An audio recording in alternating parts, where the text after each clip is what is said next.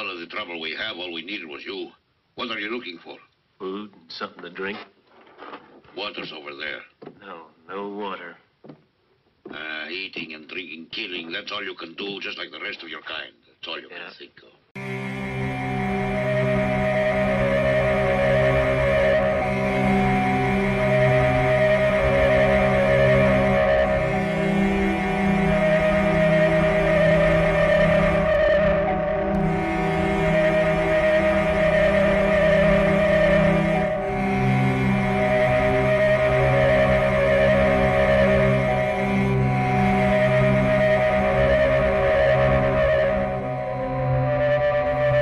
This is the Blood and Black Rum Podcast.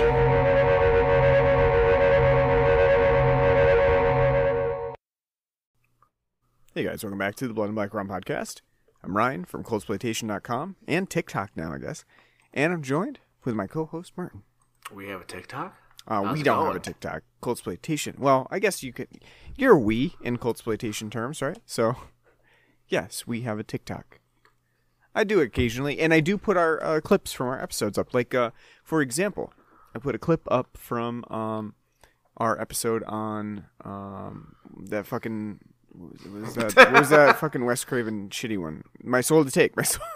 I put a clip up from that where you were like, "There's a blind kid in this."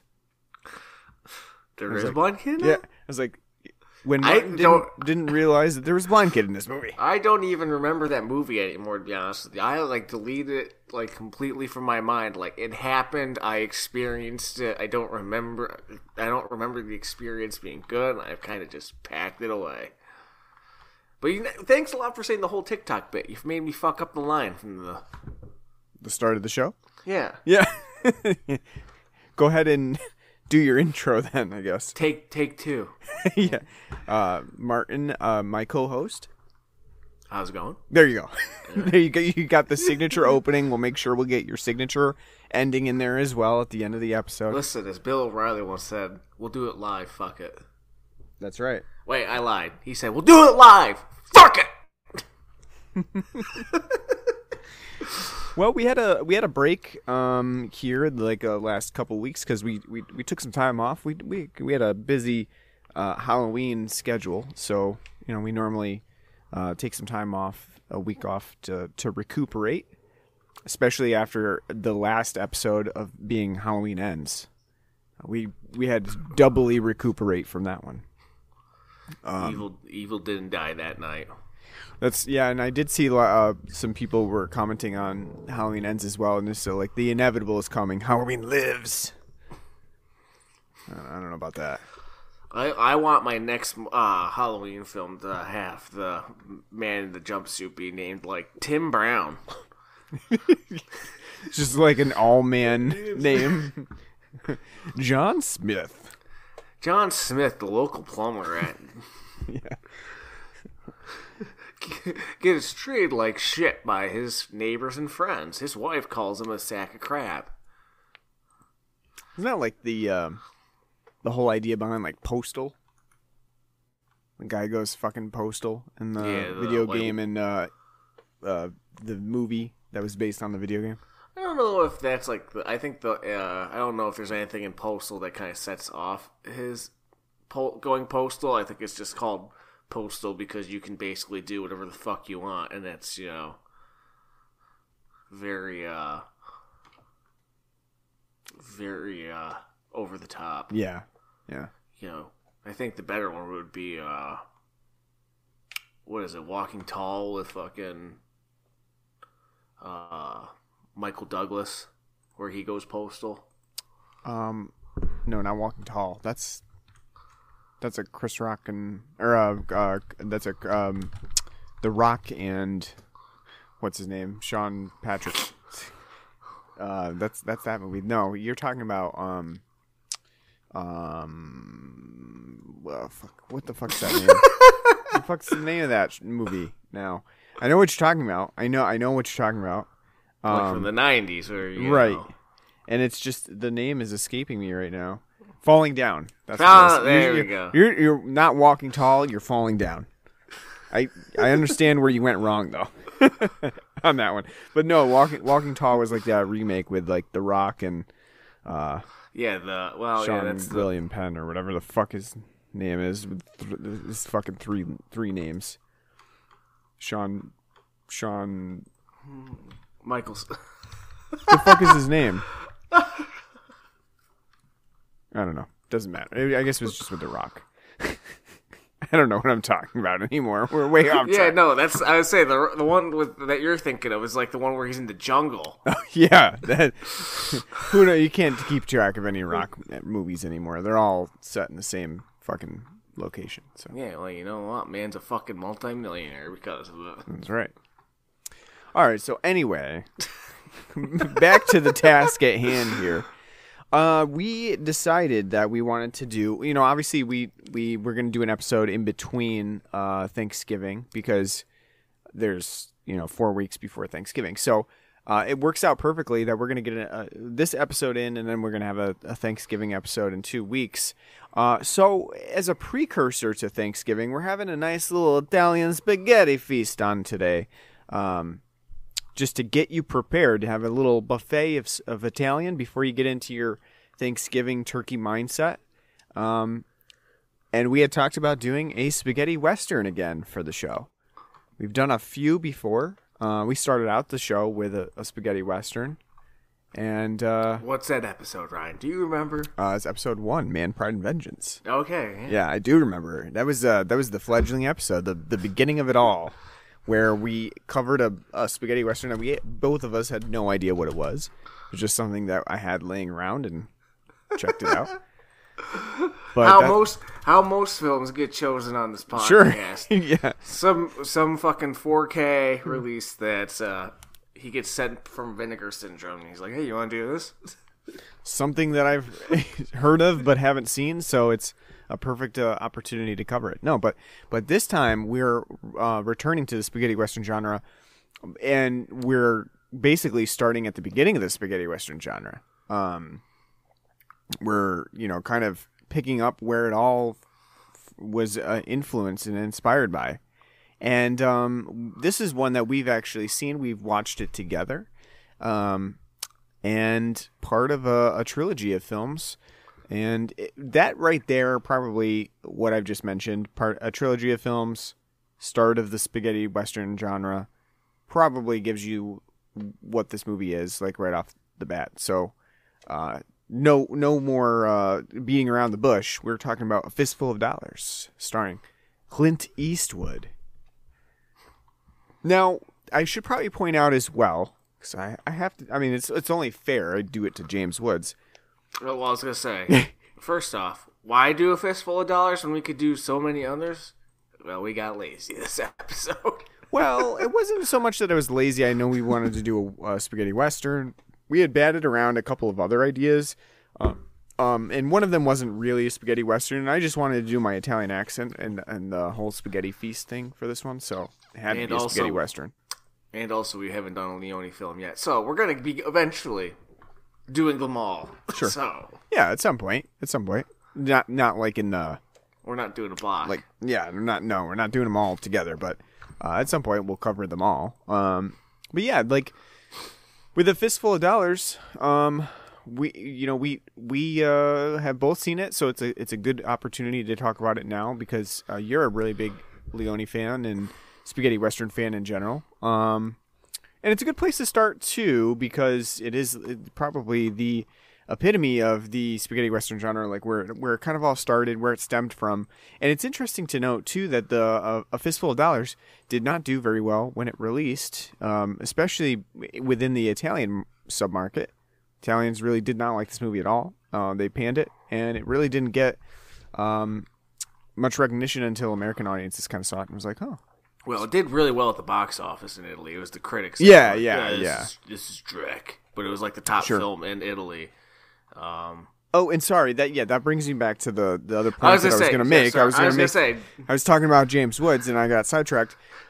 So, like James Woods, I do need to point out that Clint Eastwood Hold on. You need to finish the James Woods statement. You said like James Woods. Well, you forgot James Woods is a complete asshole. You should point that out. on Twitter, off Twitter, you know, probably making a very good niche right now on Twitter because of Elon Musk's acquisition. But we do need to point out he's a dick face, and that just goes without saying whenever we cover James Woods on an episode. But as I was saying, like James Woods, Clint Eastwood has now also become quite a bit of a dick face. I don't think it's I think Clint Eastwood was always Clint Eastwood, noted asshole. Yeah, I mean, it's definitely come to light a little bit more as he's gotten further into the political sphere. In his later life. I think when we talk about this movie a little bit more, there's a part in this movie that's basically he just redid for that one Republican convention where he's talking to a chair. Yeah. You know, there's a part in this movie, and we'll discuss that when it comes up. But there's a part I was like, "Hey, look, this is where he got his whole talking to the chair, like, oh, you're the bad guy, huh? I don't like bad guys," or whatever the fuck crazy stupid thing he did.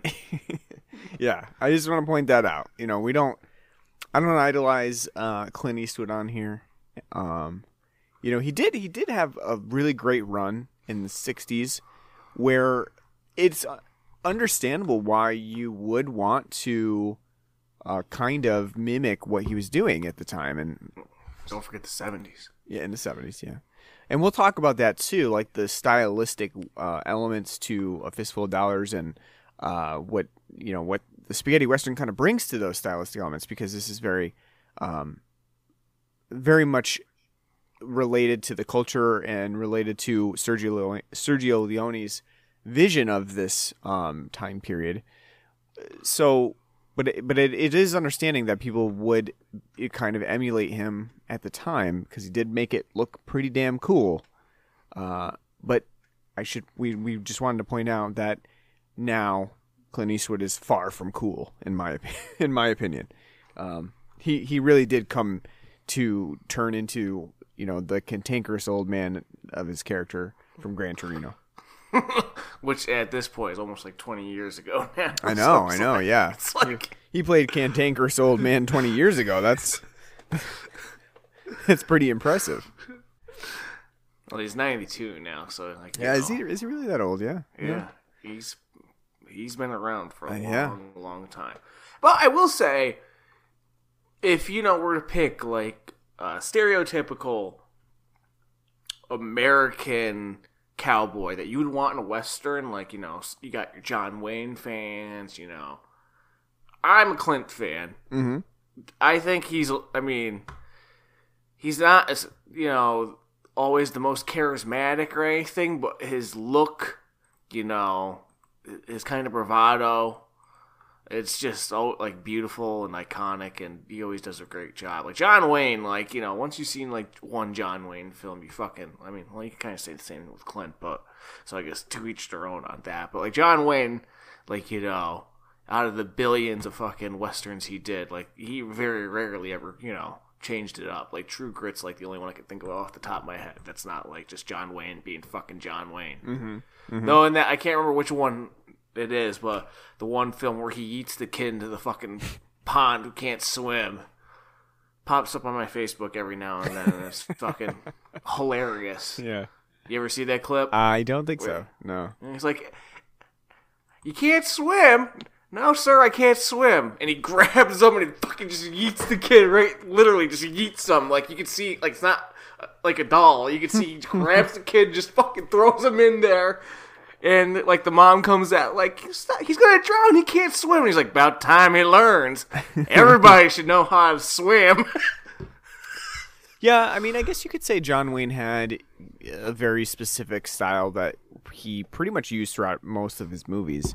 But I would say that Clint Eastwood also does, too. If you think about, his Man with No Name trilogy, the characters are very similar to his presence in Two Mules for Sister Sarah. That's still just the kind of guy that he's playing, is in a kind of a... Or High Plains Drifter. Yeah. Hang 'em High. He's playing kind of an aloof guy who doesn't really care too much about any one thing that's happening.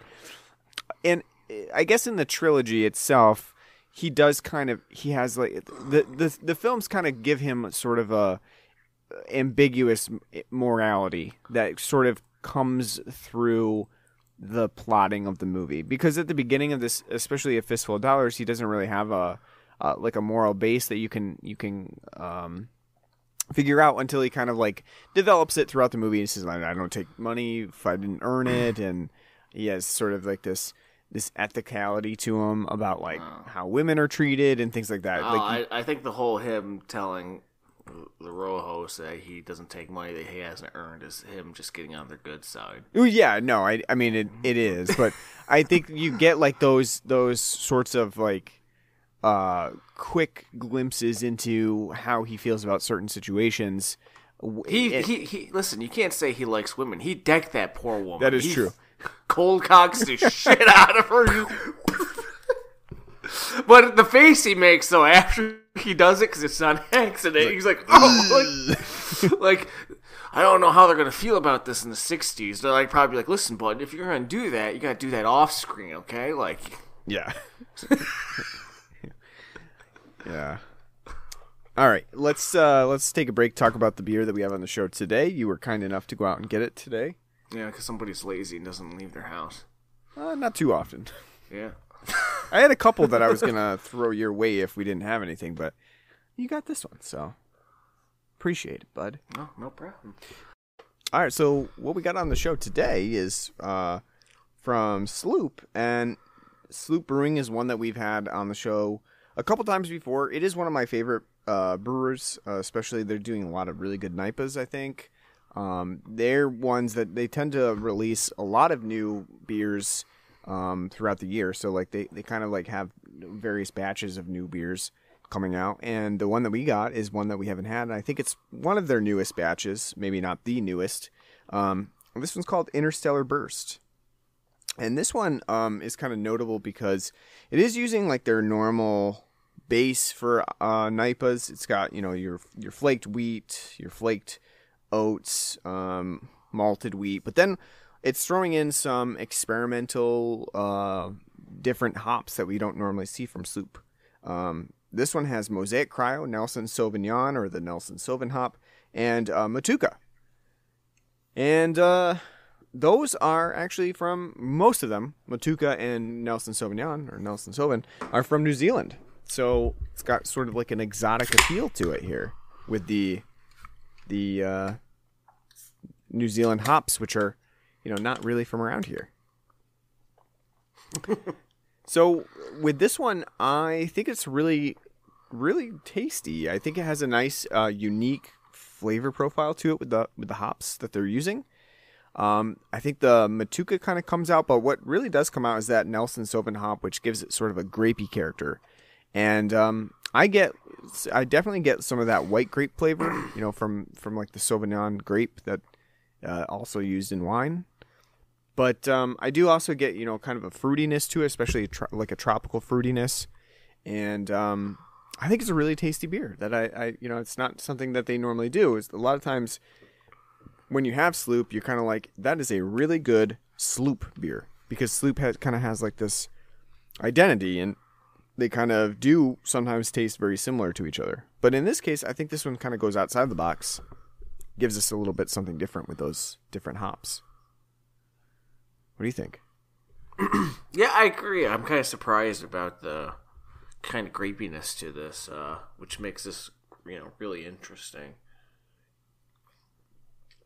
It's not usual for NIPAs, let alone any IPA, to have like a grape taste, and it is kind of like a white grape taste to it. Yeah. It's nice, it's something new, it's something different. Sloop's NIPAs are, we've done, probably the brewery we've done the most on the show, either that or Genesee. And we always say when we have a Sloop, there's never a bad Sloop, but when you taste it, you're like, that's a Sloop. This is, I would say something that's better from them. I mean, because I think the uniqueness of the beer is what's the appeal for it. It's easy to drink, very crisp, refreshing. Excuse me. I would say the one thing that's kind of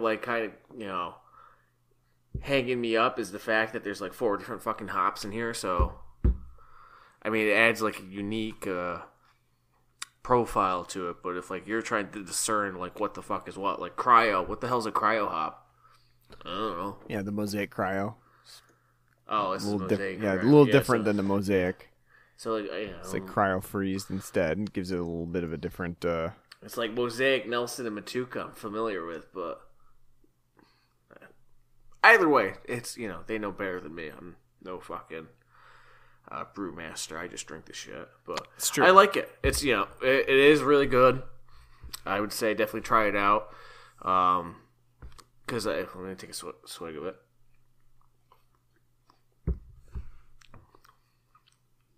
Yeah, now that you mention it, like the only fruit that I'm really getting from it's is the grape. I don't really get the traditional Napa taste out of it. So yeah, I do think that's pretty good, and it's something unique and something worthwhile to try. Yeah, so. Yeah. I mean, I think they did a good job with this one, and using this particular batch of hops, and I like to see them kind of branch out. I like to see those experimental hops that give you a little bit something different than just your common Citra, which is just like give me that citrus flavor, that very generic citrus, just grapefruit overload. Yeah, I think too. Maybe like I said, could be wrong.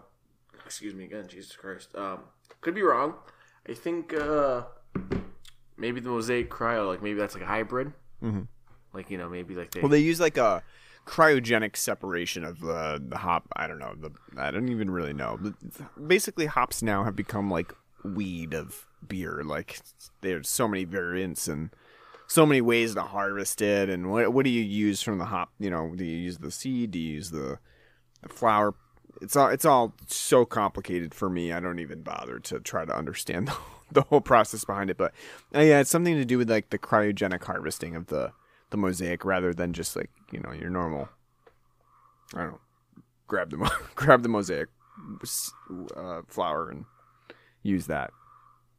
But yeah, all of these experimental ones I think are really interesting, giving us the uniqueness to beers that you don't get with the standard hops, and Interstellar Burst kind of gives us that with a unique blend of flavors that I like a lot. I think it's really solid for a NIPA that doesn't go the grapefruit route like you were talking about. All right. Let's talk about having a handful of buckaroos. A wad of greenbacks. Yeah. A awful poster. Have you seen like the Italian poster for this? Let me pull it up and see if it's on Wikipedia. Yeah, the one where the guy's like in midair, kind of like falling over, and and the guy's crouched like another guy's It's like the crouching pose from Man, Pride, and Vengeance. The role that he does in that. No, it is a weird poster because neither of them really look like Clint Eastwood. And they don't look like anybody. They're just like generic cowboys, like Yeah. Like it kind of looks like you're going to see a musical, like yeah. Cowboy the musical. Yeah. At this time though, when Clint Eastwood, I don't think really had done too much, right? No, he was already on Rawhide. Oh, was he? Yeah, he was. Oh. His whole somebody can correct me if I'm wrong. His whole like poncho and all that is from like he brought to each film because he had him on something else where Sergio's like, I fucking want that. That's what I want. Oh, okay. Yep. I do see that. Yeah. So in the 50s he was working on Rawhide. Eric Fleming, from Rawhide, actually was given the role in A Fistful of Dollars, and he decided against it. And so that's why Clint Eastwood got the part. And that was probably something that Eric Fleming came to resent later on in life, right? Who knows? I guess if you replace Clint Eastwood with Eric Fleming, and you just try to swap them out in A Fistful of Dollars, would it be the same effect? I don't know. But it sure seems like a bad decision. Now you know what you know about the trilogy and how influential A Fistful of Dollars became. And I do like the Wikipedia entry too about this. He's like that he didn't really want to film in a remote location like Spain, the remote region of Spain. So he's just like, nah, I don't think so. That's like one of the best things about like spaghetti westerns is they're directed by Italians. Their actors are all across America and Europe.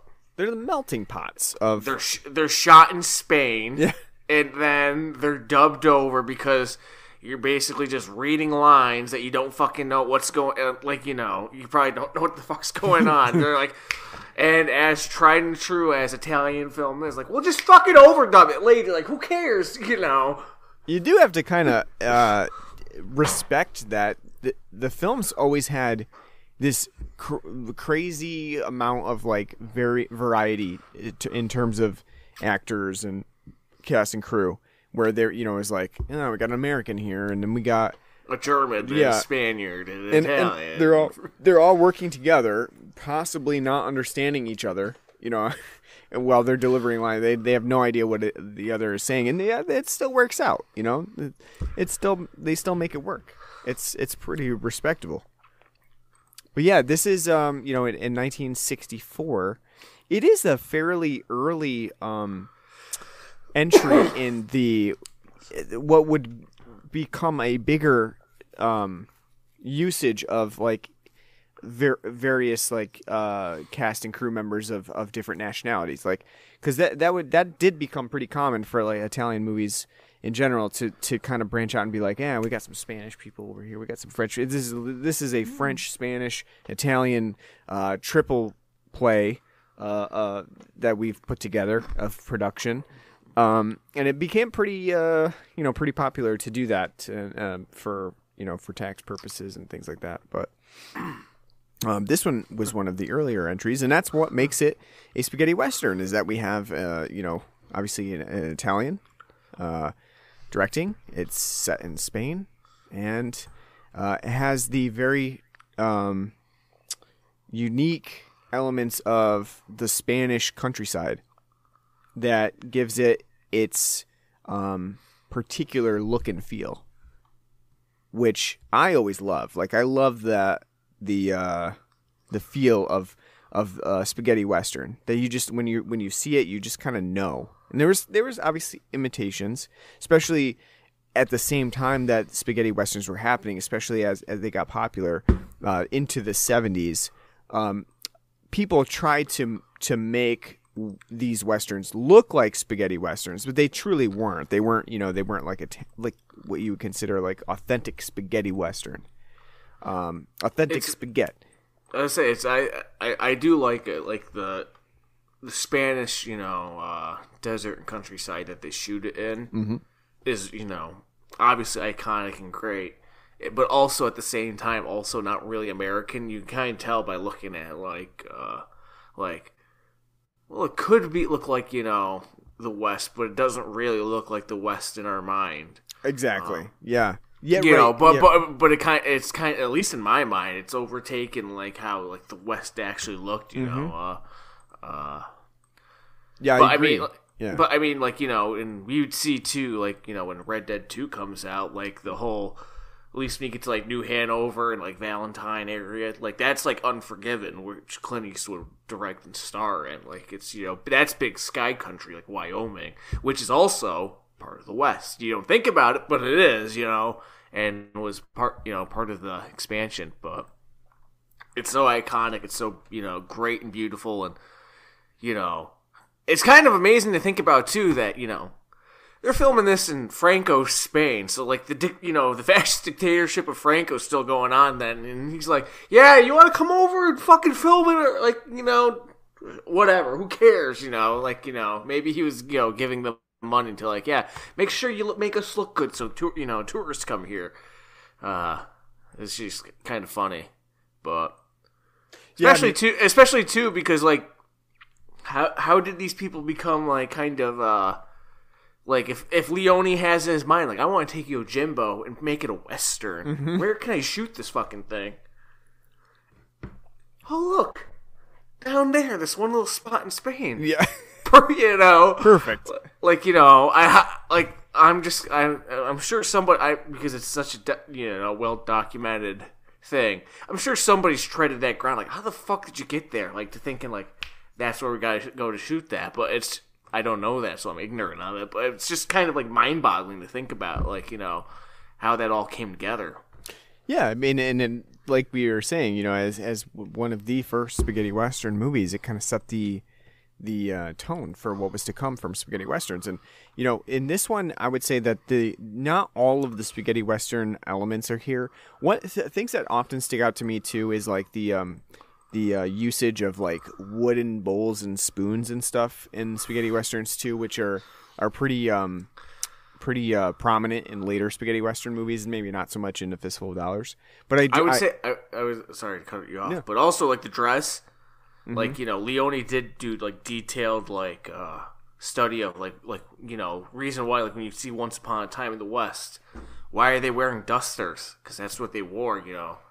Like because you know, when you watch a John Wayne Western, they're running around in like pink, you know, shirts and yellow pants and like let's go, and like no, they wore dusters because, you know, of cowboying reasons. Cowboy. But like here, and like as like his films would go on, they become more and more like, you know, kind of nuanced and closer to reality. Here, they still have like an element of that John Ford element of like, you know, the American West, where like, you know, when we see like the Rojas, their bandito outfits are kind of like, you know, over the toply, like, you know, bandito-y, like, you know, like the one guy, like they have like, you know, like roses and shit, like, you know, embroidery work on their pants and shit, and so, you know, the hats are kind of goofy. They're more like, you know, like I'm a cowboy, you know, like with the hat on, like the straps underneath it, like, you know, just, you know, interesting to see. Yeah. What do you think? I mean, obviously the beginning of this movie, as our stranger, you know, played by Clint Eastwood, roams into this town. Joe, yeah, he's called Joe in this one. Joe.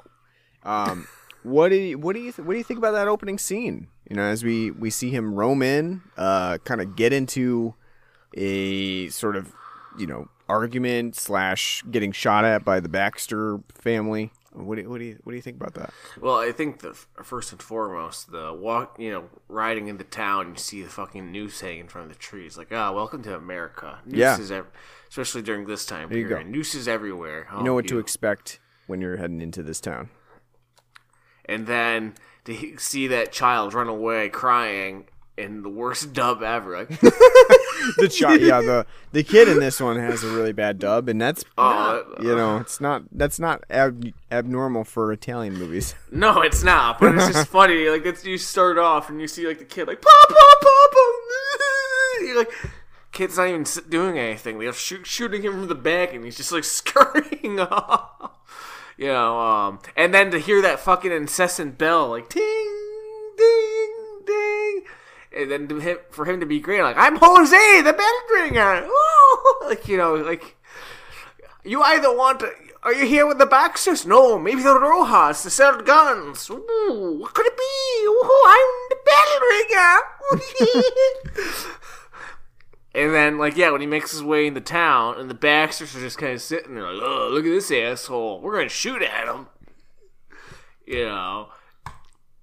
Yeah, it's just a fucking goofy setup, and yeah. When he gets shot at, and then him and his mule take off, the fact that he jumps off his mule and hangs from the fucking sign, I don't get that. Like, what the fuck's the point of it? Yeah, I don't really get it either, and I also thought that too.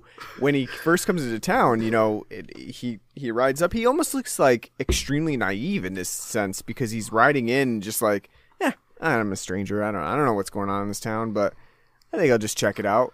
And you know, I'm hungry. I need some gruel. But he just kind of comes in swaggeringly, and then immediately gets kind of like put in his place, and you're kind of thinking, oh, like what's up with this guy?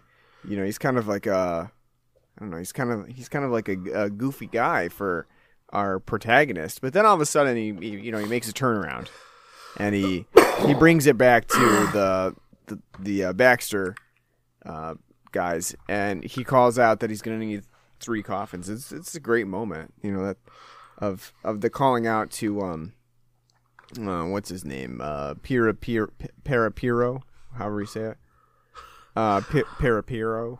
Well, before that, what's great is when he's in the inn and he's speaking with the also poorly dubbed innkeeper, and then he opens like the window. He's like, "Why are you here? I need food. Fine, here's some food and water. I don't want water." Yeah, like, no water. No, that's that right there is like emulation of what you want to be when you go into like a saloon. You're like, are you thirsty? You've been in the desert for quite a while. Like, no water. I don't want any water. What is this about hydration? I don't know the term. I'll take a whiskey. Well, down there, because he's near the border, that's tequila. Tequila. But friggin', but yeah, it's funny, because he's down there, and he's like, you don't want to get involved. Get out of town while you can. They'll kill you. Excuse me, Jesus Christ, such an indigestion right now. They'll kill you. You see that? And he opens the window, and the fucking coffin maker's there, and he's like... He's gotten really good at his job. He can size you up with just looking. You go out there, he'll be making a coffin for you. Yeah, it's great. You know, that's definitely a place that you want to be, where the coffin maker is like, you know... On standby. Yeah, a shout's distance away. Like, hey, got another one. The services are needed here. Sitting there just planing away at these fucking coffins. They all have crosses on them. What if Clinton's a Jew? It's true. Oh. Alright, time to bury him. Well, he's got a Star of David on him. Well, fuck it. All I got's ready is these fucking coffins with crosses on it. He's dying for Christ. Let's go. Put him in there. But, I mean, that is like a funny, great spot, but I mean, like, it is kind of ridiculous when you think about it. Like, the whole idea is ridiculous that this fucking town has 2 different, like, criminal aspects, and they're just sitting there, like, staring across the border, like, yeah, those fucking Mexicans. We'll get them one day. It's like a spaghetti western West Side Story. Like the 2, Jets! Yeah, the 2 are just kind of like there, and they're kind of like coexisting together in this very small town. I mean, like if you can kind of see the whole element of the town in like this one wide shot. But not only that, as I say, the fact, like, what is it in America? Is it in Mexico? Is it on the border? Like, is the middle of the border? Like, he's the border, and like that's where it is? Because it wouldn't make any sense. Because we see the Mexican cavalry come through, but the one Baxter, the head, you know, the patriarch of the Baxter family, he's the fucking sheriff. So it's like one side, like, you know, they don't ever say, but like what the fuck's going on there? Like, you know, yeah. Well, I do something, but that's Mexico over there. That's out of my jurisdiction. Shucks. They're divided by artificial country lines. Yeah, I mean, I do agree. A Fistful of Dollars has a pretty ridiculous premise, and it's kind of interesting that it took like 4 or 5 people to come up with this premise, with the story and screenplay. Well, it's also, you know, based off Yojimbo. Mm-hmm. Have you ever seen Yojimbo? I have not. You can totally tell where it's aping from Yojimbo. Mm-hmm. You know, it's definitely like it's got various elements of ridiculousness to it. I mean, the whole finale is absolutely ridiculous, right?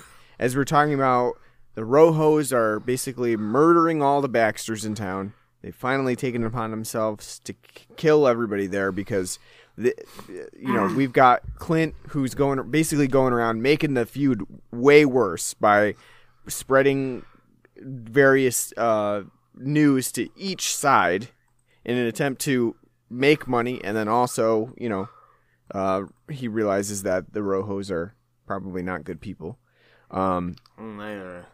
Neither of the Baxters. Neither of the Baxters, but the kind of the Rojos specifically are made out to be kind of like the worst people. You're just saying that because they're sweaty Mexicans in this film. Well, I think that the film, Sir Leone is focusing on Ramon as like the guy, the main antagonist. Like, the Baxters are bad, but would they be as bad if Ramon wasn't there to like kind of facilitate them being awful? That is one of the weaker points of this film is the fact that we see more from the Rojos before, the Baxters. Like, the Baxters are just kind of there. Mm-hmm. And so the whole, like, playing off each other aspect, I think is kind of underserved because it's not equal in, like, the exchanges they have. Which is also, if you play Red Dead Redemption 2, when you get to Rhodes, it's kind of like at least with that part of the story, and you're in Chapter 3 down Rhodes, where that whole scenario is based off of, Jimbo and this, between the Braithwaites and Greys. Like, the whole playing off each other shit, it doesn't really work as well, because it's like, you do these random missions for them, and it's like, somebody knows you're fucking around, and they're gonna know, like, sooner than what happens, because you're fucking Yankees dicking around in the South just showed up, and all of a sudden you're like, oh, yeah, I heard these horses are fit for Saratoga. Oh, I heard this and I heard that. It's kind of the same thing, and like you don't get the equal attention, like because in that game too, you also spend more time with the Braithwaites than you do the Greys. Yep, it's the same thing here too with the Rojas. You spend more time, with them and the Baxters. Besides the fact that they're bootleggers, like they're not anything to be really afraid of. Yeah, or anything. I agree. I mean, like you do get that opening scene with the Baxters where they're like kind of assholes to Clint rolling in, but you don't. He takes care of them. Right quickly. Yeah, you don't really get to know much more about the Baxters. You get to see the matriarch, and it does give us sort of like that storyline about her family being murdered by the Rojos like later on in the movie, and she kind of it's obvious that the film really despises the Rojos, and you're supposed to kind of have a little bit of sympathy for the Baxters in this scenario. And I agree, it should be equal parts Baxters and Rojos. Like, they're all assholes, Yeah. To make it more amoral, like his, because again, Joe Clint in this is, it's not really moral or not because he's playing both sides, and they're both supposed to be assholes. That at the end you can be like, oh, well, what he did is right because they got their comeuppance, but the Baxters are they're not even like secondary, they're like tertiary in the scale because with Mary Saul and her kid and her husband and the barkeeper and all that, that's more in the forefront than the Baxters themselves. So that's Yeah, and like I said, like the film does try to give us a little bit of that moral element to Joe, the stranger. We see that he's in it for money. He definitely is looking for money in this twofold gang warfare that's going on here. But at the same time, he does have like a human concern here because he is concerned about Marisol. And when he finds out that Marisol and her son were kind of like taken hostage by the Rojos, that's pretty much the turning point where it's like, okay, the Rojos are the main antagonists here, and our focus now is to see Clint take out all of those Rojos in a very violent fashion, and that's where we kind of get the main crux of the storyline. And I don't mind that we get like a little bit of a moral look into the stranger, although I do like how throughout a lot of the early part of this movie it kind of leaves that open-ended. It's like you really don't know what to think about him as a person because he doesn't really have much emotion to show between like what he's thinking about doing and how he feels about it. Like we don't really get to see much about that. we get to see that morality when he comes back to the Baxters after they shot at his mule, him and his mule, and this is where he gives that Republican convention speech, and he's like, "No, I know you were just playing, but the mule doesn't. So I think you should apologize to the mule."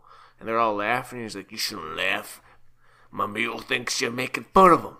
Yeah. And just, it's not nice if you make fun. Like, that's like early. You can tell by watching that. So that's like early Dirty Harry right there. Like, like. Right. Was it 6 shots or 5? Well, do I feel lucky? Well, to you.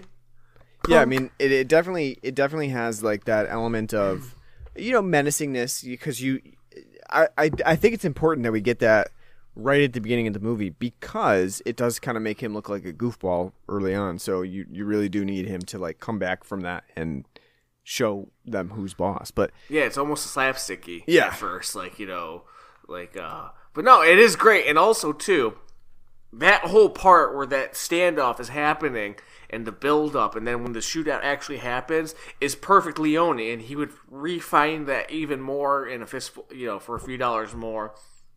And then obviously in The Good and the Bad and the Ugly and Once Upon a Time in the West, that whole standoff, the way he shoots it, the tension he builds, the shots of how they're shot from the hip, and you get, it's iconic and great. And this film, that's also, this film, though kind of low rent Leone in the sense of what he does later on, you do see what he's capable of in that standoff, and it's awesome, and it's great. And that's when Ryan was talking about the whole, I need 3 coffins, and then he comes back, he's like, better make it 4. And the guy's just like, I'm in business. Yeah, right. He's like, all right. He's like, I don't give a shit. He's like, I don't give a shit. Yeah. When you're a coffin maker like that, you don't care how many people die. You're just, as long as it's not you. Keep that graveyard full. Doesn't bother. Yeah. Well, that is, just great, and it's, quintessential. Not spaghetti. I wouldn't even say spaghetti western. It's just quintessential Leone. At great direction. And shots. Yeah, great direction. Great. It has that. It's kind of like where spaghetti westerns really took off. In that you have those showdown moments. You have those very tense scenes. And then there's that payoff of something crazy happening that is like almost faster than, what you can really expect any realistic thing to happen. But it did definitely influence loads of things, like especially Clint as a stranger being like this basically unstoppable gunslinger. It obviously influenced things like Justified, Stephen King's The Gunslinger. There's no limit to how much stuff that this movie kind of ushered into the canon of westerns and pop culture. With that said, though, I'm glad that you brought up the fact that this is Leone, but at an early stage, because this is really A Fistful of Dollars is a good movie, but you can definitely tell that it is Leone working in a very early version of what he would go on to do with his themes and with his usual direction and shot setup, because this movie does feel like a cheaper version of what was to come, especially with The Good, the Bad, and the Ugly, but in all of his movies particularly, I think that A Fistful of Dollars does show some seams to his work that you don't get in the later movies. This one doesn't have some of the iconicness that would come into the canon in like The Good, Bad, the Ugly, with very very long eye shots, tense moments that were played out to like the literal length that anyone would put up with. It's almost like in The Good, the Bad, and the Ugly, you get those lengthy scenes, and it's like they took like a poll of people, like, would you watch this for 5 seconds longer? People were like, no, I would not. No, if you sustain that shot of Lee Van Cleef's eyes for another 5 seconds, I would be out of this movie, Sergio Leone. I would be leaving the theater. So they're like, okay, noted. We'll cut that down 5 seconds. that's not true, because that's what makes it. You could But look no, into like- Lee Van Cleef's eyes forever. And Eli Wallach, and it's great. But no, like it is, and you know, it's kind of great to see, like, you know, the roots. This is definitely, out of all his films, the most gruesome of them. Maybe not like total violence wise, but the fact that they actually have like squibs and blood in this. Mm-hmm. A machete thrown through a guy. Yep. Like, for 1964, that's like, goddamn! Like, The mowing down the entire army with the... yeah. But, like, also, too, like, the one guy gets shot at the end when he's peeking out, like, with the shotgun, and the barkeeper, you know, shoots him. Oh, Chico's popping through, and then he gets shot. We don't get to see, like, the effects of him getting blasted with his shotgun, but the blood is all from his forehead and shit, so which suggests he got hit in the fucking head. Mm-hmm. You know, so that, you know, I mean, granted, by today's standards, it's incredibly tame, but, like, for 1964, I imagine it's like, you know, watching Night of the Living Dead for the first time. Like, oh my god, that's, like, that's brutal. He threw that machete through that person. Yeah. Which is awesome. He's just like, he goes in, he slaughters the people protecting Marisol. And then he comes in there like he's fucking Orson Welles and Citizen Kane, just like, I gotta break all this shit. And then she goes, look out! And he's doing it with a machete, and then she's like, look out! And he just takes and fucking whips it at him, and it goes right through him, and he's like, Durr! It's so stupid, but so funny. Yeah. I mean, that brings us to, so stupid and so funny, it brings us to the end where, you know, we kind of have Clint. He's been kind of duped. He's one-upped, and he has... He gets this, the shit beat out yeah, of him. he definitely... Which is rare. That's rarefied air for your hero, to get, like, literally the blood and piss beat out of him. Yeah. But he kind of makes the best of it, and he makes this, you know, basically like this, almost an armor plate that he wears on his chest, and... The ridiculousness about this is that you're relying on the Rojos, especially... First of all, you're relying on Ramon to not signal, like, just shoot... everybody just shoot this motherfucker. Like, you got, like, 6 guys just standing there, you know, with their guns in their hands while he's sauntering to them like, oh, you thought you could stop me, huh? Well, because that's set up with earlier, with the suit of armor that Ramon, likes to plug. You know, as target practice. Yeah. And he shoots the heart. No, it's Not definitely... the heart, not the heart, but the actual, like, shape of a heart. And he says you always have to aim for the heart. So when he's sauntering around, he's aiming for the heart. And also back then, too, like, you know, you can't shoot somebody in the face or in the back. You got to do a clean kill. You got to hit him, you know, right in the heart. So, because that's what I would have been yelling. Shoot me the fucking head! Like, what are you doing? Right, or just give your call to your guys. Like, he's not going down. Like, everybody shoot him. Everybody, you know, like firing squad. This guy. Not only that, though, too, just because it's fucking, like, protecting you from getting shot doesn't mean you don't feel the fucking impact of, like, a 44, you know, round hitting plate of sheet metal. You're like, dirt! You would have been like you might have died, but you would have probably dropped, like, dirt! It hurt!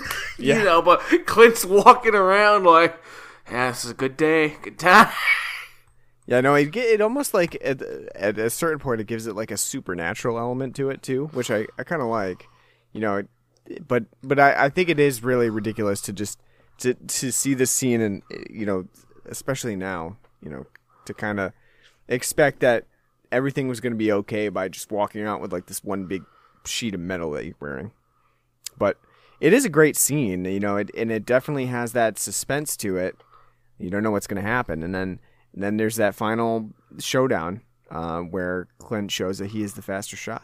It's great, and there, you know, and it does carry over that all of the themes from the beginning of the movie where they're talking about like, is a pistol faster? Like, is it with pistol? a rifle, Yeah. a rifle and a pistol? A rifle's gonna win. Yeah. It does have the nice like through lines within the film, but at the same time, I do think that A Fistful of Dollars does border on a real ridiculousness that we don't get with with the later movies. Like, there's always going to be an air of ridiculousness to spaghetti westerns and in westerns in general, But I think this one kind of goes over the top at certain scenes that you don't get with like later films. Speaking of ridiculous, what did you think of the whole Baxter Manor being burned down, and then each of the minions running out and they're just getting shot and then lit up on fire? Yeah, don't you love that? Just like everybody everybody slowly, comes out at like it's like a Grand Theft Auto like Vice City mission, just like slowly sauntering out to get mowed down, and then like we surrender, and then like every time they're shooting at them, they're like shooting at them comically, like lifting their gun up, like like by a mile. As I knock my headphones off. Yeah, and then like after there are like 25 people come out, like we surrender, but they get still shot, and then like the main Baxter's like, no, don't, we surrender, and then he gets shot, and the matriarch comes out, and she gets shot. It's so fucking ridiculous. It's like watching like brainless animals come out and just like I don't know what's going on, and just or NPCs like just yeah. It's just. But it is hilarious, just like, watching them sit there sweatily shoot at them. Like, I mean, the film does have good shootout scenes. It really does. And Leone does a good job with like you said, the angles that you see people getting shot at and things like that. But yeah, it has those ridiculous elements to it. What mow down with a Maxim gun's pretty cool too. Yeah. It's like the cavalry comes like and they're dressed up as Union soldiers. Like here's your weapons as we grab y'all gold. And they just drop the part of the stagecoach down, and Ramon started just fucking mowing them down with the Maxim. That's kind of one that is believable because they're on horseback and stuff, and they're just riding around. They have no idea what's happening. They're just kind of like riding around in circles. And that's kind of believable because they're like on horses. The horses are scared, and it's a good scene. It's and if you think about trying to finagle the logistics of that scene of having all these horses, loud noises, people falling off horses and doing stunts and stuff, it's a pretty cool shot for 1964. The only problem is every time somebody runs up a hill to get shot, it's by that one fucking like prairie flower that's like that bright red prairie flower. They're all running up towards it like when they go. It's the same thing too when it's night. Oh, what are these night shots? Well, they're not at night; they're in the day. They just dim the fucking footage. Oh man, yeah. The version that I watched, and I watched it in the day. There were a couple times where I'm like, I have no idea what is going on screen right now. Like, I literally cannot see because they dimmed it so much that I cannot see what's happening. It's just great because, like, no, this is supposed to be night. Can't you hear the crickets in the background? It's like, you totally shot that in the day and then just, dim the footage to make it, like, it's kind of night, right? Yeah.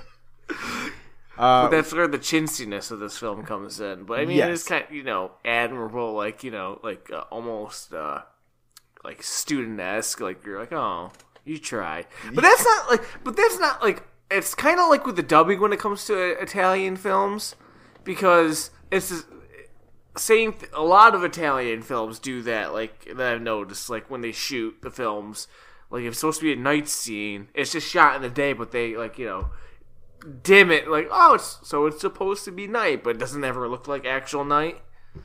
Yep. What do you think about Ennio Morricone's score in this one? It's okay. The main theme, which we hear constantly throughout the film, I do like, but it's definitely one of his weaker scores because it's only got like 3 different, at least in the film, 3 different themes throughout it.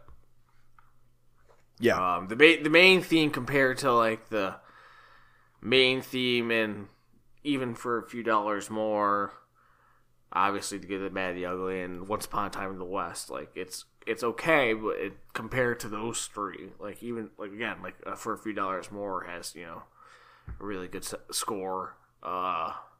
It's very minimalistic in its usage, and you can kind of see Leone kind of navigating that of like how to use it, and as the films go on, and how to use music more and more and more. So it's definitely okay. It's definitely worth because I do like the opening credits with the silhouetted horses riding and people getting shot with a.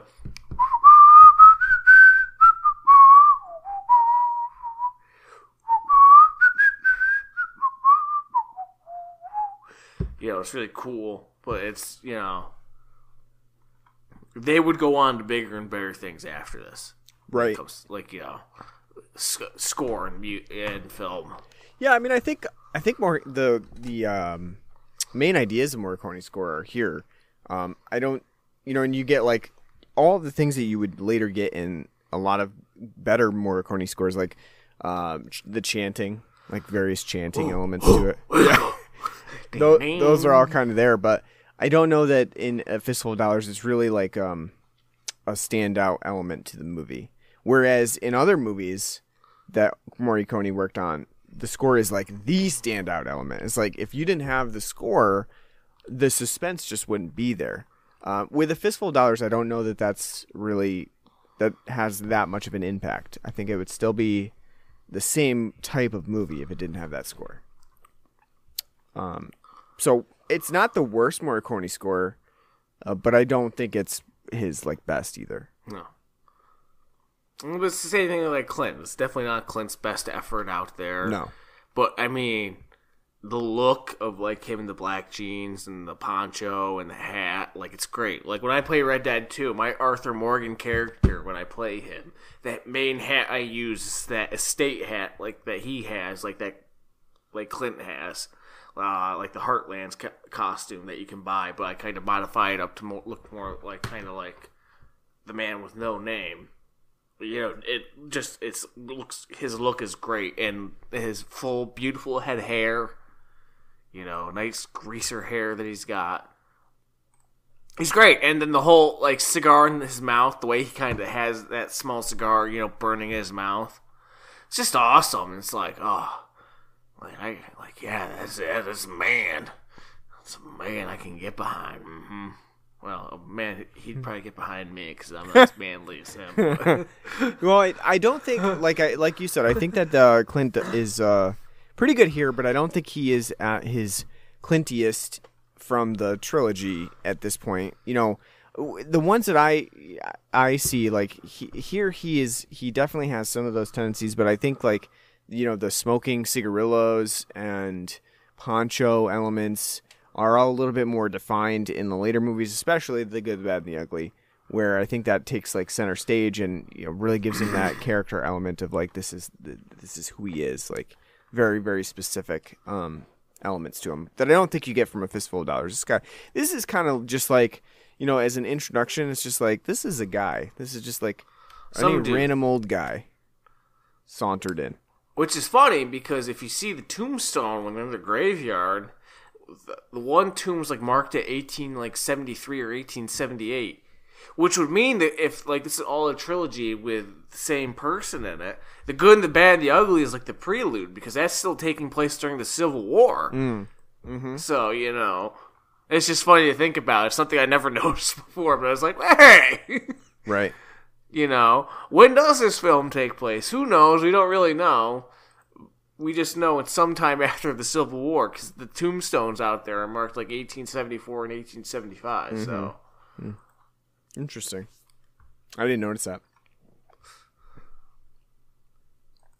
Well, I mean, that's pretty much all I got for A Fistful of Dollars. I think it's a pretty simple movie for Sergio Leone. It does have a nice element of the two warring factions to it, and like you said, it is based on Ujembo, so it does have that that connotation to it as well. But I do think that it's one of the simpler excursions in the trilogy, and probably in Sergio Leone's filmography too, especially for a spaghetti western. I think it's it's a very cut and dry movie, and again, at 99 minutes, it is one of Leone's shorter movies because he would go on to really ramp up the runtime of his movies from here. Anything else that you wanted to add that I didn't get to? No, that's about it. Okay. So on a scale of 0 to 10, really poorly dubbed children, what would you give A Fistful of Dollars? I give it an 8 out of 10. It's definitely a very good spaghetti western. It's a very good western in general. You can definitely see the influences it's had, obviously, especially with like Back to the Future 3, the whole, showdown with spaghetti western Biff, is based off this. It's a very good movie. It's not great by any means, though. I mean, acting-wise, everyone's pretty incredibly wooden. It's not terribly dubbed right well. The budget's horrendous. But that being said, the effort that Sergio puts into the film is there. You can see where he'll eventually go down the line because one of the main qualities of a Sergio Leone film is his direction, because he has such a great eye on how to film things, the way to shoot it, the tension, the timing, the editing, how to build a scene up. That's not really here. We get to see that with like some of his traditional style shots in this, and they're great. But other than that, it is a very run-of-the-mill western, but with a gruesome, harder edge to it. The body count, the blood. It's an enjoyable watch. Like, it is kind of slow for an hour and 40. Like, there's a bit of meandering. But overall, I think it's, a very good film. And I think it's something definitely you should watch, especially if you like westerns.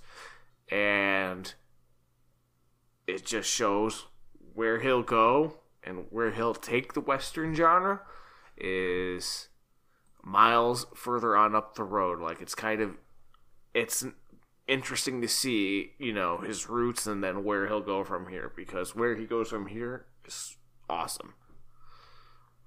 Yeah, I agree. I would give this an 8 out of 10 as well. I think that it's a really fun movie. Like I said, it's simple, but it really gets the job done. I agree with you. I do think it meanders a little bit throughout its middle portion, but it kind of comes back to it, and there are a number of scenes where throughout it kind of capitalizes on the violence that's kind of inherent in this movie. And I think that Clint Eastwood does a pretty good job, but you don't really get to see the man with no name in the form that he would take in the couple movies after this, as much as you do like with The Good, Bad, the Ugly. I think that he's kind of like a sort of like a draft character here. And I think that's probably a good description for A Fistful of Dollars. It's a good starting point from Leone, but I think he would go on to do better things with the trilogy. And this movie is, a nice precursor to that. You can see where he's going. You can see where the spaghetti western genre is going to kind of offshoot from this, but it's still kind of like in its fledgling stages, and he's yet to like really encompass the themes that he would further take on later. But interestingly, like it's good to go back and view this, because you can kind of trace where it's going to go from here. And I think it only gets better as it moves on from this movie. So I think A Fistful of Dollars is really good, but I think there are better in the genre. And that's kind of, that happens with any genre that kind of starts out with its first movie. It might be good, it might inspire, but there's probably going to be others that come along later on and kind of outdo it. And Leone himself got to outdo it with The Good, the Bad, the Ugly. So it all works out in the end. So yeah, if you haven't seen it, it's only been 60 years or so. So you should probably see it at some point. So yeah, there's your spaghetti western. Hopefully you enjoyed that nice heaping helping of spaghetti for with your meatballs. Yeah, with Spaghetti. With the 2 weeks that you've got until Thanksgiving. Fill up on that. Go to Olive Garden. No one said that. No one wants to go to Never-ending Olive pasta. Garden. It's ending. You'll quit sooner rather than later. So, what is our Thanksgiving episode this year? Have you put any thought into that? No, none whatsoever. I'm not sure either. You know, I just watched Son-in-Law the other day. You watched what? Son-in-Law. What the hell's that? The Pauly Shore movie. It's technically a Thanksgiving movie. Not enough money in the world right now to do a Pauly Shore film. Why would you do that to yourself? I don't know. Sarah likes it, and I didn't mind it either. I thought it was pretty good. I found myself envying how much either cocaine or energy Pauly Shore had in that movie. Why don't you just watch fucking Goofy movies too, so you can see Max's friend, voiced by Pauly Shore. Do the cheese whiz. Watch Biodome or. I know. I can't believe, you know what, Pauly Shore is one of those people, I can't believe the 90s allowed him to have a career. Well. Like, you know what, Gen X, that's on you. Like, how, like, I don't get it. I don't know. So I don't know what else to do for Thanksgiving. Like, we've done quite a few Thanksgiving movies that I could think of. We could do Poultrygeist, although it's not really a Thanksgiving movie. We could do let's see, what else? The Oath, which came out a few years ago. The what? That sounds like a Lacey Chabert Christmas movie. No, The Oath. It's like where they get together, they have political strife, and then they like start murdering each other at Thanksgiving. Addams Family Values is a Thanksgiving movie. I'm trying 28 best Thanksgiving movies. Let's see what's on this Rotten Tomatoes. Paul Blart, list. Mall Cop does take place at Thanksgiving. Jim Henson's Turkey Hollow. Yeah, I see that. The War at Home. Yeah, I don't know. There are some Thanksgiving movies, but I don't know what to do. Grumpy Old Men. That's a Thanksgiving movie. I guess so. I mean, I think some of these encompass like multiple holidays.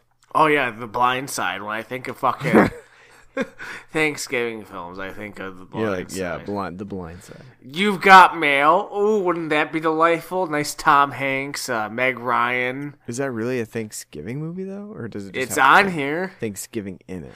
Struggling boutique bookseller Kathleen Kelly hates Joe Fox, the owner of a corporate Fox Book Exchange store. Yeah, I don't know. We'll have to think about it a little bit and talk about it and see what we want to do. Oh, this is great. We should just do it on here. Scent of a Woman? I don't remember Scent of a Woman having fucking anything to do with Thanksgiving. Yeah, I think they're just throwing in any old thing that has, like, there's one scene with Thanksgiving in it. Miracle on 34th Street. The, like, quintessential Christmas movie. Yeah. You're going to say, oh, yeah, Thanksgiving. I know. 55 Thanksgiving movies to put you in the holiday spirit. The perfect pregame to the big feast. I did see that. You've Got Mail.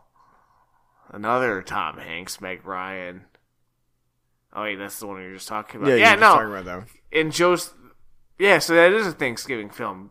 When bookseller meets anonymous chat... Okay, so when booksellers Kathleen Kelly and Joe Fox meet in an anonymous chat room, they quickly fall into an e-romance. Little do they know, actually, how each other, as business rivals no less, join in on both Kathleen and Joe's Thanksgiving celebrations. Oh, it is a Thanksgiving movie. Wow. Hold on. We're not done yet. Don't you try to even fucking get this film out. Garfield's Thanksgiving. That'd be a good one. Yeah, I don't know. And then there's good stuff here. We'll have to talk about it offline and see what we North by Northwest. Thanksgiving movie. Has a shot of a newspaper detailing the film's action, which clearly goes down over the course of a Thanksgiving.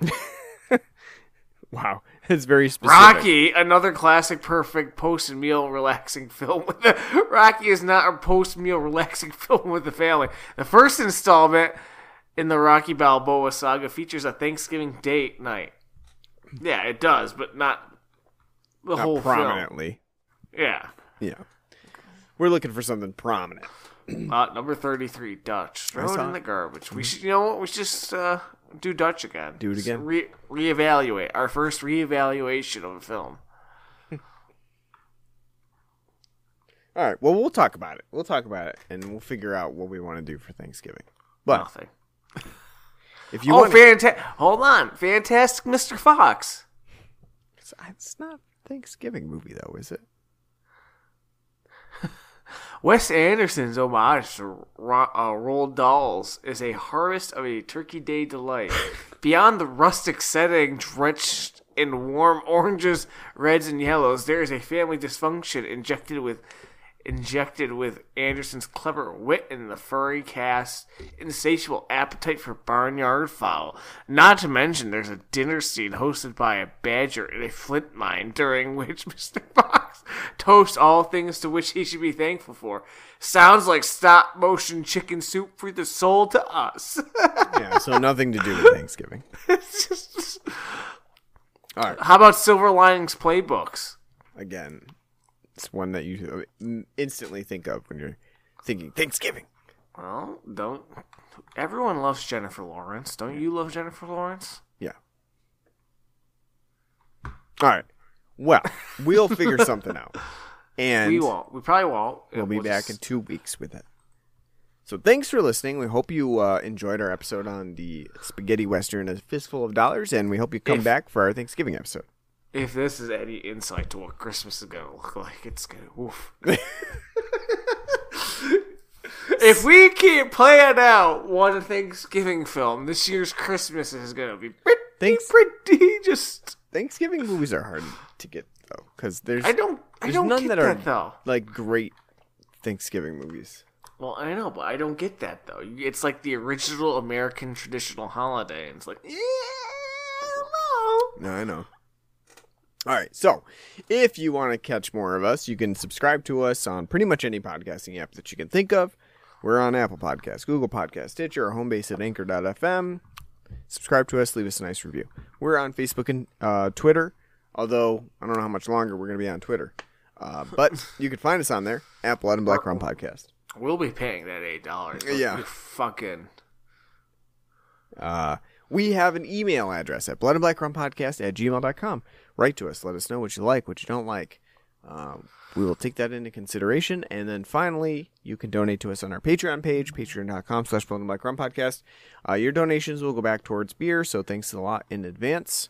Thanks for listening to our episode on A Fistful of Dollars. We hope you enjoyed, and we hope to see you back for our Thanksgiving episode in 2 weeks. So until then, take care.